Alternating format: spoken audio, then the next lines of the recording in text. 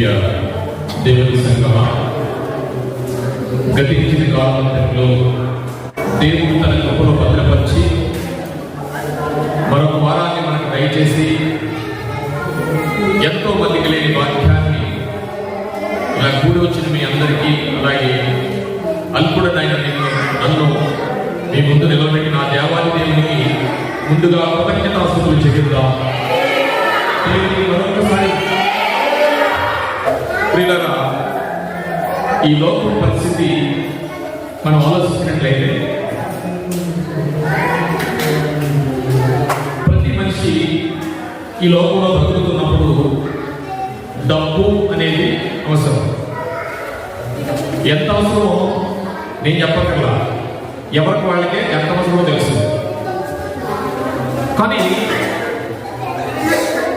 ఈ డబ్బు అనేది ఒక 3 సూత్రాలుగా ఈ ప్రపంచం ఉపయోగిస్తుంది. డబ్బు సంపాదించి మనిషి 3 రకాలుగా దాన్ని చేస్తాడు. ఏంటంటే, ఒకటి ఖర్చు పెడతాడు, రెండవది కూడబెడతాడు, మూడవది దాచుకుంటాడు కదా. ఈ 3 జరుగుతాయి కదా, జరుగుతాయా? ఈ 3 జరుగుతాయి. ఈ లోకంలో ప్రతి విషయం డబ్బుతోనే ముడిపడి ఉండడంలో మనకు ఎలాంటి సంశయం లేదు.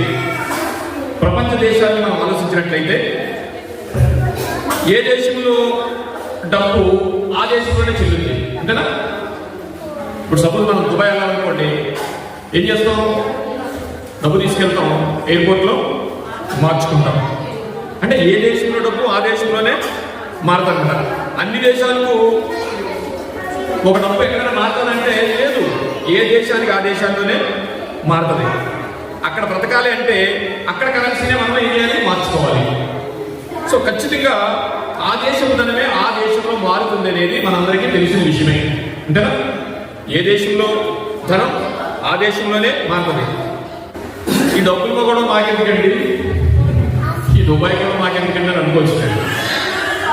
కానీ ఒక విషయాన్ని మనం ఆలోచిస్తే,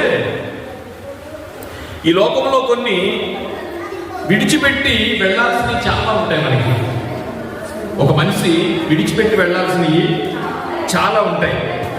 ఎక్కడికి? ఇప్పుడు మనందరికీ ఏంటంటే పరలోకం వెళ్దామని వచ్చేసాం. పరలోకం వెళ్దామని వస్తున్నాం, కానీ పరలోకం ఎలాగెళ్ళాలో ఆలోచన సరళ తక్కువ ఉంటుంది, అంతేనా? పరలోకం వెళ్దామని వస్తాం, కానీ ఆలోచన సరళి వేరుగా ఉంటుంది. ఇప్పుడు దుబాయే కాదు, అమెరికా వెళ్ళాలన్నా, ఎక్కడికి వెళ్ళాలనుకున్నా మనకి ఏం కావాలంటే, ఇండియాలో కరెన్సీ దుబాయ్లో మారదు, దుబాయ్లో కరెన్సీ ఇండియాలో మారదు. మొత్తం మీద ఈ విషయం మనకు అర్థమైంది. ఇప్పుడు మనం ఎక్కడకు ఎందుకు వచ్చామన్నది ఆలోచిస్తే, మనందరం పరలోకం చేరాలి అనేది దేవుని సన్నిధిలోకి రావడం ముఖ్యం, అంతేనా? రావడానికి కారణం ఏదైనా కావచ్చు. ఎందుకు వచ్చామంటే ముఖ్యమైన కారణం మీకు గుర్తున్నా గుర్తు లేకపోయినా, దేవుని ఆలయాలు అంటూ క్రైస్తవంలో నువ్వు వచ్చావు అంటే దాని మొట్టమొదటి పరమార్థం కానీ, మొట్టమొదటి ఆశయం కానీ, గురి కానీ ఏంటంటే, ఇదిగో పరలోకం అనేది ఒకటి ఉంది, అది వెళ్ళాలి అనేదే గురి, అంతేనా? ఇకపోతే అది మర్చిపోయి బ్రతుకుతున్నాం అనేది మరో విషయం. ఆచారాల్లో పడిపోతాం, ఎల్లో రావడమే కానీ అసలు ఎందుకు వస్తున్నామో, ఒకసారి కలిసిలోకి వచ్చామో ఎందుకు వచ్చామో మర్చిపోతా ఉంటాం. ఇప్పుడు మనం ఏ దేశం వెళ్తే ఆ దేశంలోనే కరెన్సీ ఉండాలి అనేది కూడా మనకు అర్థమైంది. ఇప్పుడు పరలోకం వెళ్ళాలనుకుంటే డబ్బులు ఏమైనా అవసరమా? అవసరం లేదా? ఓకే. సాధారణంగా ఖచ్చితంగా నీకు అమెరికా కరెన్సీ కాకుండా ప్రపంచంలో ఏ దేశంలో కరెన్సీతో కూడా నీవు పరలోకం వెళ్ళలేవు, అంతేనా? ఏ దేశం కరెన్సీ తీసుకెళ్ళినా పరలోకం వెళ్ళలేము. అయితే ఈ ఎలా ఉంటుందంటే, ఈ పరలోకం వెళ్ళడం, ఈ డబ్బులు దాచుకోవడం, ఇవన్నీ ఏదో బోధ కొత్తగా ఉంటుంది. ఎందుకంటే పరలోకం అంటున్నారు, డబ్బులు అంటున్నారు, దేశాలు అంటున్నారు, మార్చుకోవాలంటున్నారు. కానీ పరలోకం వెళ్ళడానికి సిరికి దేవునికి సంబంధం లేదు కదా. మరి పరలోకం ఏంటి, మీరు డబ్బులు ఏంటి అని మనం ఆలోచిస్తే, దేవుడు మత్తయి సువార్తలో ఏం మాట అంటే మత్తయి సువార్త 6వ అధ్యాయము 19వ వచనం. భూమి మీద మీ కొరకు భూమి మీద నీ కొరకు ధనమును కూర్చుకొనవద్దు. ధనమును కూర్చుకొనవద్దు. ఇక్కడ చిమ్మటాయు అక్కడ చిమ్మిటయు ఉప్పును తినివేయును. ఆ, దొంగలకు అన్నము దొంగలిద్దరు. దొంగలు అన్నం వేసి దొంగలిద్దరు. అధ్యాయము 19వ వచనం. 19వ వచనం. భూమి మీద మీ కొరకు ధనమును కూర్చుకొనవద్దు.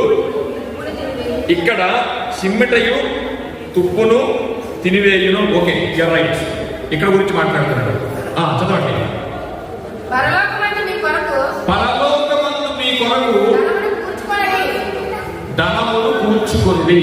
అచ్చట అచ్చట చిమ్మటైనను ఆ, ఉప్పైనను ఆ, దాని తినివేయదు. ఉమ్, దొంగలకు అన్నం వేసి దొంగలిద్దరు. ఉమ్. నీ ధనం ఎక్కడ నుండునో నీ ధనం ఎక్కడ ఉండునో అక్కడే అక్కడే నీ హృదయమును ఉండును. నీ హృదయం ఉండును. చాలండి. ఇందులో మనం చదువుకున్న వాక్యం ఏంటంటే పరలోకములో మీ ధనము కూర్చుకొనుడి అంటున్నాడు. మనకి ఇక్కడే లేదు ధనం, అక్కడే కూర్చుకుంటాం అంటే ఇక్కడ జాగ్రత్తలేదు. ఈఎంఐలు అన్ని కట్టుకుంటాం, ఇంకక్కడ ఎలా కూర్చుకుంటాం? పరలోకంలో ధనం అవసరమా? ఒకడు దేవునికి సిరికి